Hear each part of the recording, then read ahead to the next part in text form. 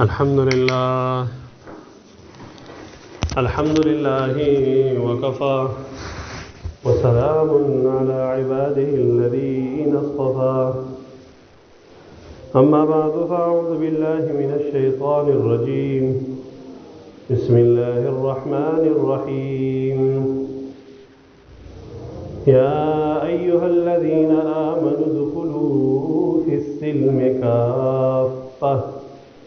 وقال تبارك وتعالى في مقام آخر وقل للمؤمنين يغضوا من أبصارهم وقال النبي صلى الله تعالى عليه وسلم الحياء شعبة من الإيمان أو كما قال النبي صلى الله عليه وسلم إن الله وملائكته يصلون على النبي يا أيها الذين آمنوا صلوا عليه وسلموا تسليما اللهم صل على سيدنا ومولانا محمد وعلى آل سيدنا ومولانا محمد وبارك وسلم علیہ۔ محترم دوست اور بزرگوں، اللہ تبارک و تعالی نے ایمان والوں سے فرمایا ہے قرآن کریم کے اندر کہ ایمان والوں ادخلوا فی السلم کافہ، پورے کے پورے دین اسلام کے اندر داخل ہو جاؤ۔ یعنی ایک مسلمان کے لیے ضروری ہے کہ وہ اپنی منشا کو چھوڑ کر، اپنی چاہتوں کو، خواہشات کو چھوڑ کر وہ پوری زندگی میں اپنے زندگی کے ہر شعبے کے اندر دین اسلام کو پسند کرے اور نبی محترم، نبی مکرم صلی اللہ تعالی علیہ وسلم کے طور طریقوں کو اپنا لے، آدھا تیتر اور آدھا بٹیر نہ بنے۔ جو چیزیں آسان ہو، جو پسند ہو وہ تو دین کی لے لی، اور جو نفس پر شاق گزرے، جو معاشرت میں جس کو عام طور پر لوگ پسند نہ کرتے ہو، جو ہمارے مزاج کے مطابق نہ ہو، جس عمل کی وجہ سے نیند پر، کاروبار پر، رشتہ داریوں پر کچھ فرق پڑے، اسے تو چھوڑ دیا جائے، اور جو میٹھا میٹھا ہو اسے ہڑپ کر لیا جائے۔ اس بات کو ناپسند کیا گیا اور اس بات کو پسند کیا گیا، اسے کہا گیا کہ پورے کے پورے داخل ہو جاؤ، عقیدہ بھی دین کے مطابق بنا لو، شکل و صورت، سیرت، کردار بھی بنا لو،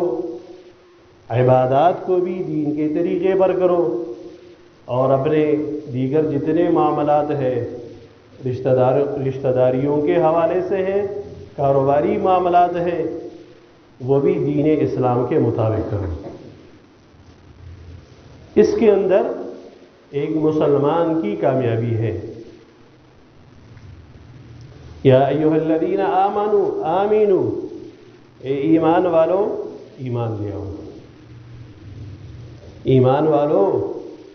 ایمان والوں سے مطالبہ ہے کہ وہ ایمان لے آئے۔ صرف کہہ دینا کافی نہیں ہے کہ میں مسلمان ہوں، اس کو ثابت کرنا بھی ہے، اس کو ثابت کرنا ہے، ایمان کے تقاضوں کو پورا کرنا ہے، ایمان کے شعبوں کو مکمل کرنا ہے۔ ایمان کے ایک اہم شعبے کا بیان جیسے پہلے عرض کر چکا ہوں، حیا ہے، جو ایمان کا حصہ ہے، جو اسلام کا حصہ ہے، جس کا حکم ہے،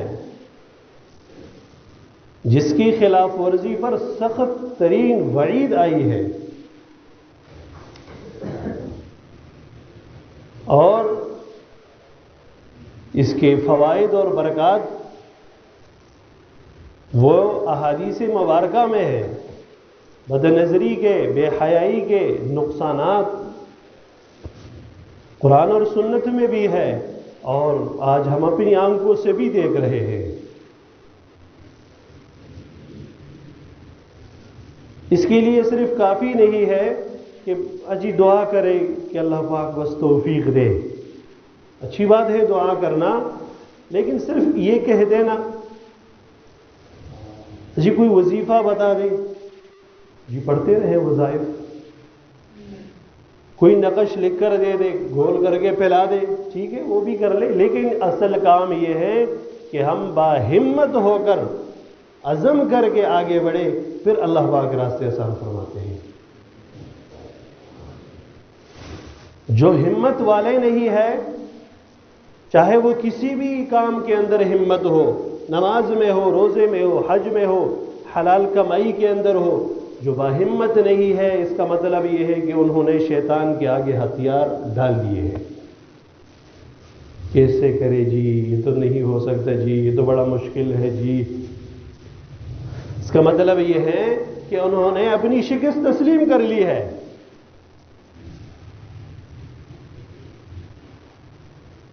اور وہ بھی شیطان کے سامنے، الیاذ باللہ۔ یہ ہمت والوں کا کام ہے، دین کو اپنانا، دین پر چلنا، دینی احکامات اللہ رب العالمین کے حکم کو پورا کرنا، اور نبی کریم صلی اللہ تعالی علیہ وسلم کے سنت طریقے کو زندہ کرنا، یہ بلند ہمت والوں کا کام ہے۔ یہ پست ہمت والوں کا کام تو نہیں ہے۔ جنہوں نے ہمتیں کی ہے، اللہ نے ان کے سامنے سارے راستے کھول دیے ہیں، ان کے ہر مشکل ان کے لیے آسان، اللہ پاک نے ان کے لیے انس و جن کو اور بحر و بر کو مسخر کر دیا ہے۔ کام ہے ہمت والوں کے لیے، اولو العزم لوگوں کے لیے، اور جو یہ عقیدہ رکھتا ہو کہ موت ایک حقیقت ہے، ما بعد الموت کی زندگی اور اس کے مراحل وہ حق ہے، اور جنت حق ہے، دوزخ حق ہے، جو دل سے اس بات کو تسلیم کرتا ہو۔ ہمارے قریب کے بزرگوں میں آپ نے نام سنا ہوگا، حضرت مولانا ڈاکٹر عبدالحی عارفی رحمہ اللہ، پیشے کے حوالے سے ڈاکٹر تھے، علاج معالجہ کرتے تھے، لیکن اللہ والوں سے تعلق تھا۔ حضرت حکیم الامہ اشرف علی تھانوی رحمہ اللہ سے ان کا تعلق تھا، اور نیک لوگوں کے ساتھ تعلق، اس کی وجہ سے نیکی کا اثر ظاہر ہوتا ہے۔ باوجود اس کے کہ مردوں سے بھی ڈاکٹر ہوتے ہیں، مرد بھی آتے ہیں، بیمار مستورات عورتیں بھی آتی ہیں، لیکن آپ کی مشق اتنی پختہ تھی کہ کسی غیر محرم کے اوپر ان کی نظر نہیں پڑی، اور فرمایا کرتے تھے اس کے لیے میں نے یہ مشق کیا ہے کہ میں نے یہ عزم کیا تھا کہ کسی مرد کے اوپر بھی میری نظر نہ پڑے۔ مشق یہ ہے،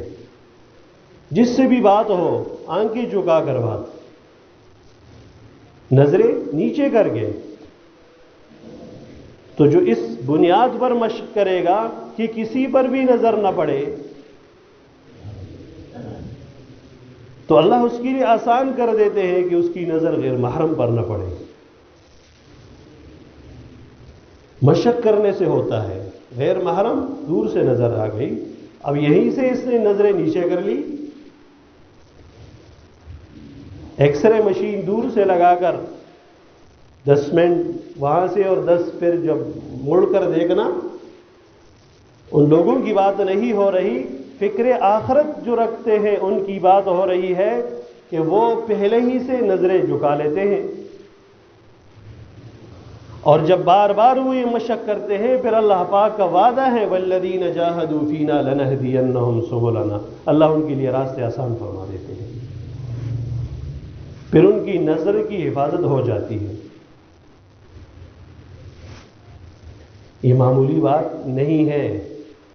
اس عمل کے اوپر وعدہ ہے کہ اللہ ایسے شخص کو ایمان کی حلاوت عطا فرمائے گا۔ چھوٹا عمل ہوتا نا اتنا بڑا،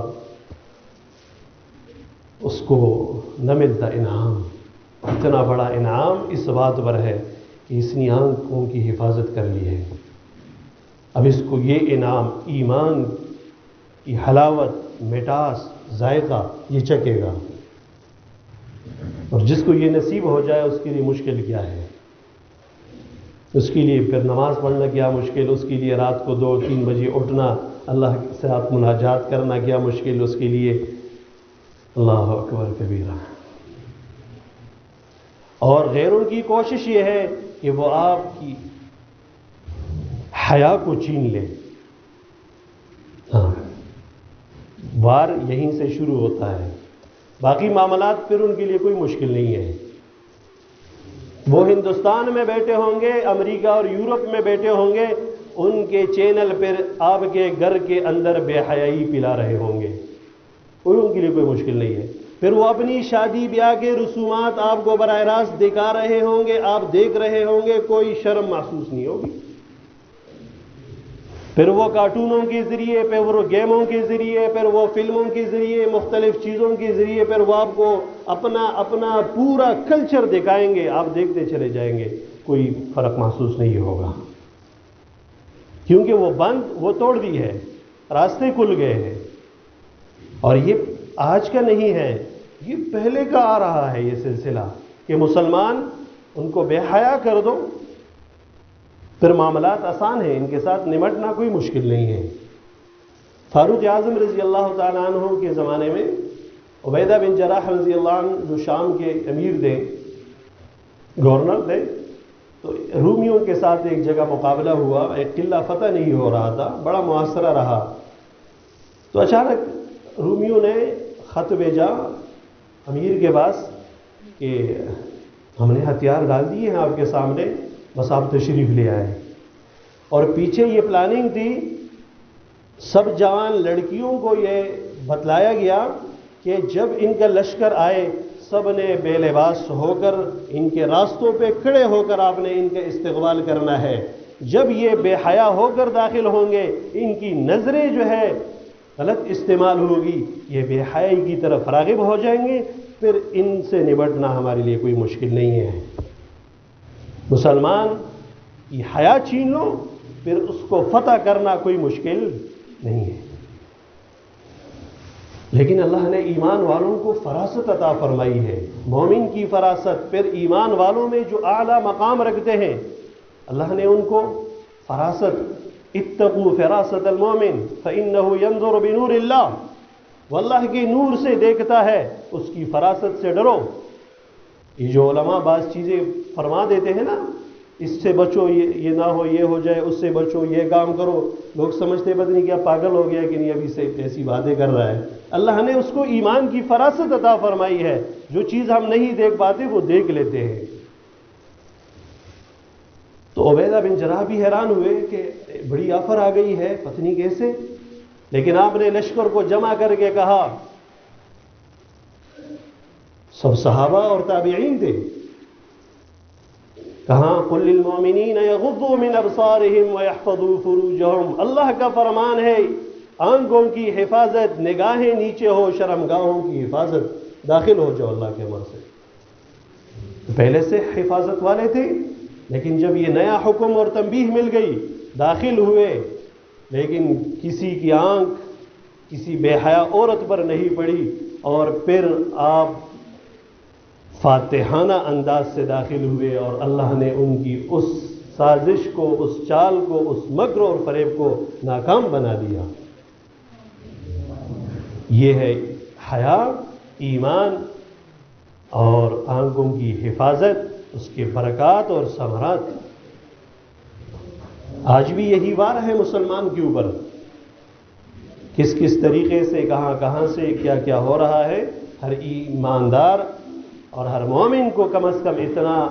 ہوشیار ہونا چاہیے کہ کہاں کہاں سے میرے ایمان کے ڈاکو مجھ پر ڈاکہ مار رہے ہیں۔ اللہ پاک سارے ڈاکوؤں سے ہم سب کی حفاظت فرما رہے ہیں۔ اللہ پاک ہم سب کو ایمانی تقاضوں کو پورا کرنے والا بنا دے، اور اللہ پاک ہم سب کا خاتمہ بالایمان فرما دے۔ وآخر دعوانا الحمدللہ رب العالمین۔